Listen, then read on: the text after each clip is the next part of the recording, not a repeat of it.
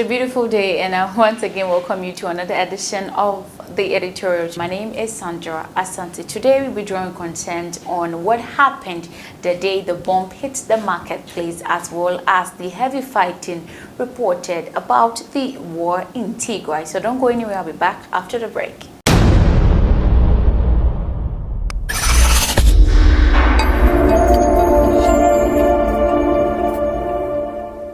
You're welcome back from the break. Thank you so much for staying. So the conflicting accounts have been circulating following an Ethiopian missile strike on the market town in the northern region of Tigray.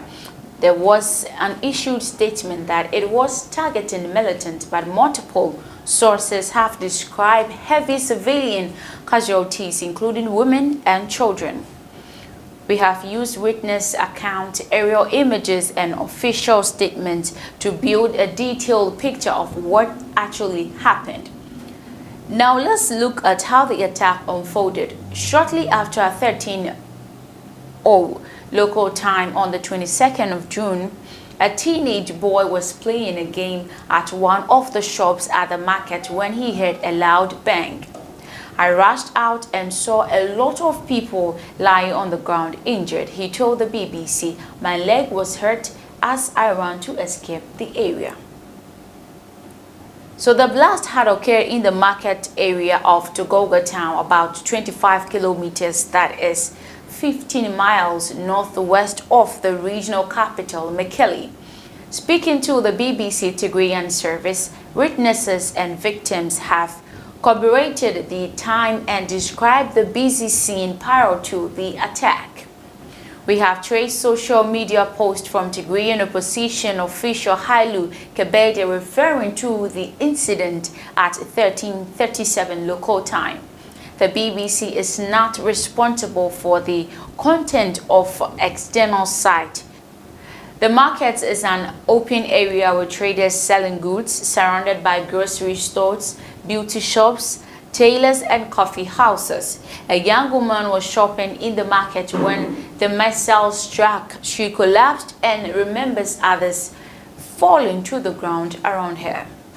The survivors of the attack had been able to get to the hospital in Mekelle, from where they told their stories.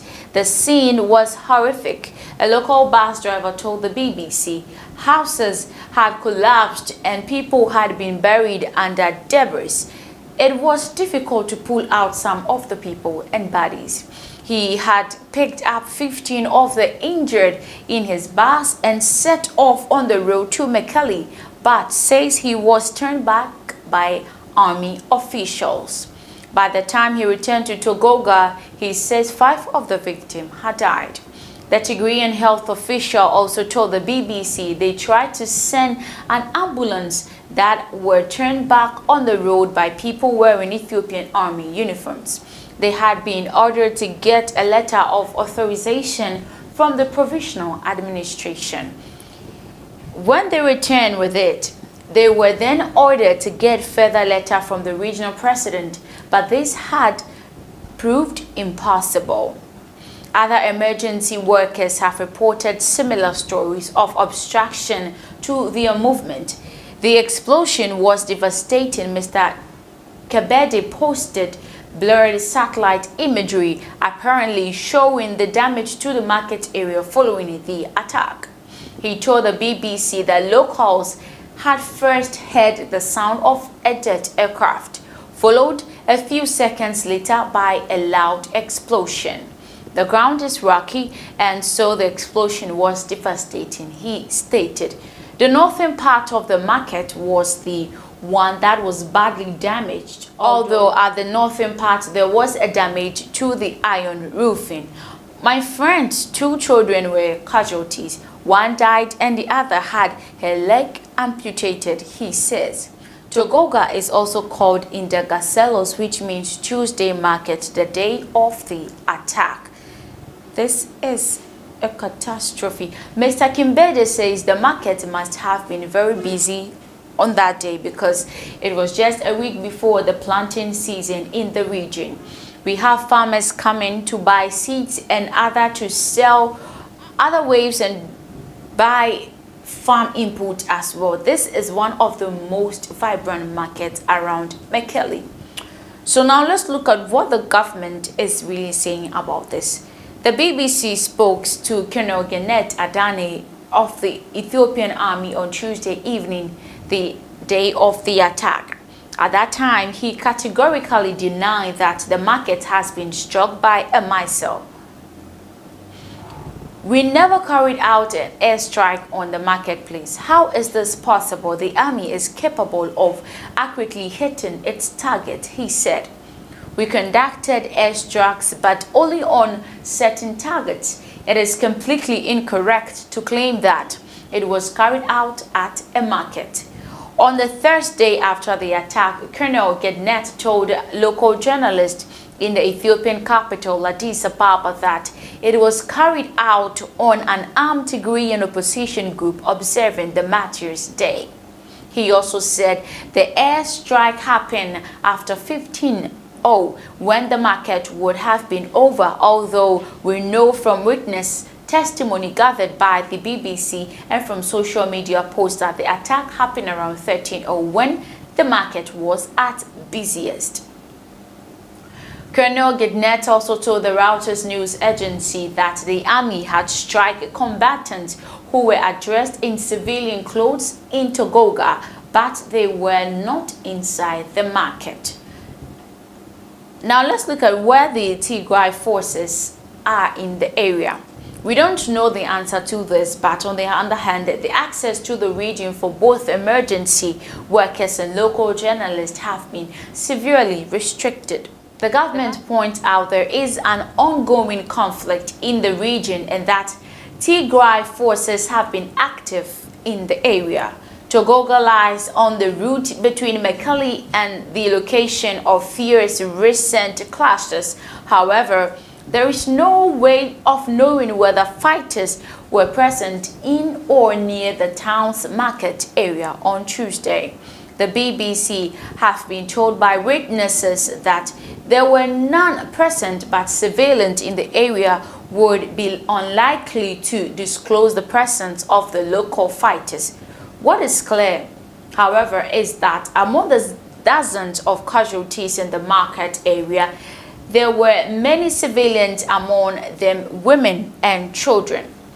Ethiopia's Tigray crisis, the heavy fighting reported, that is what we are looking at right now, and heavy fighting has broken out in several areas in Ethiopia's northern region of Tigray between rebels and federal troops, report says.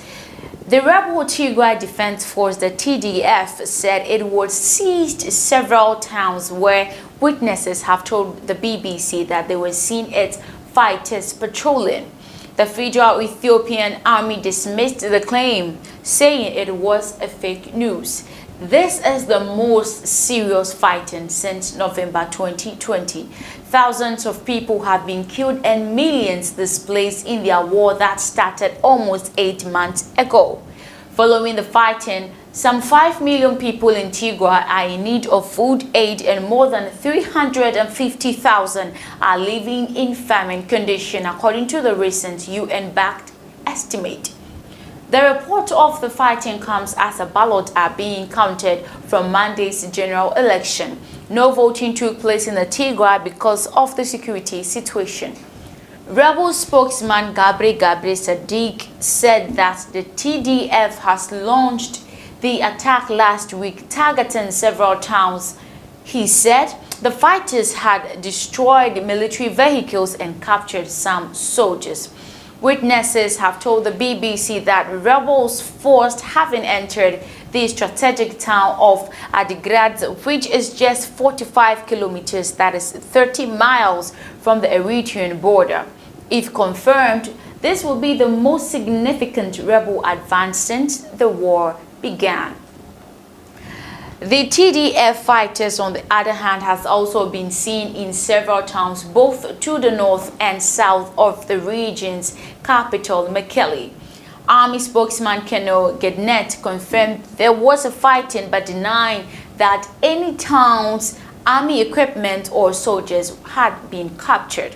While the Ethiopian government was busy with the national elections and the JED, that is the Ground Ethiopian Renaissance Dam issue, the terrorist TPLF, a key part of the TDF, along with its young recruits, were actively involved in terrorist activities, he said. He added that operations were underway to capture the rebel leaders.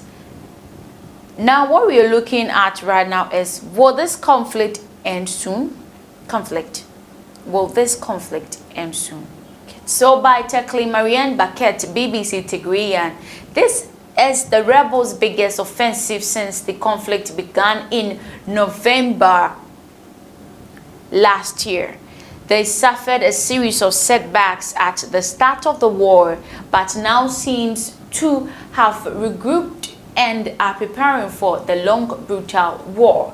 The timing is instructive. It started just days before the election, which the ruling party is widely expected to win.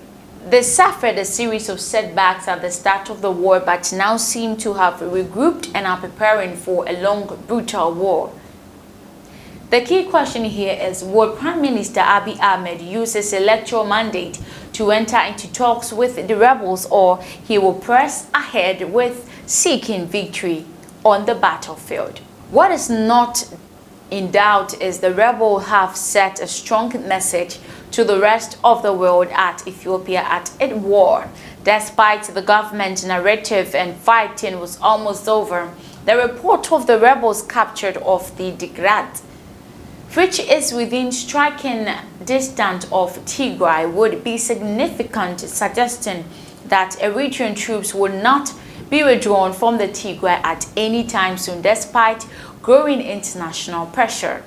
This war is said to linger for a long time, aggravating Tigray's already dire food shortage in imminent famine.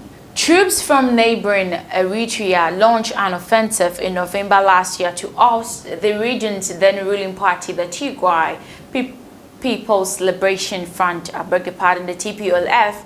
By the end of the month, it declared victory. The TPLF had a massive fallout with Mr. Abiy over his political reforms, though its captures of the federal military base in the Tigray was the catalyst for the invasion. The TPLF has since joined forces with other groups in the Tigray to form the TDF. Speaking to the BBC on Monday after casting his vote in the twice-delayed national election, Prime Minister Abiy Ahmed said he was working with the Eritrean troops to get them out to leave, but he said he wouldn't push them out. They are accused of carrying out massacres, mass rape, and blocking humanitarian aid, charges Eritrea has denied. He also denied that there was hunger in Tigray. That's not actually true.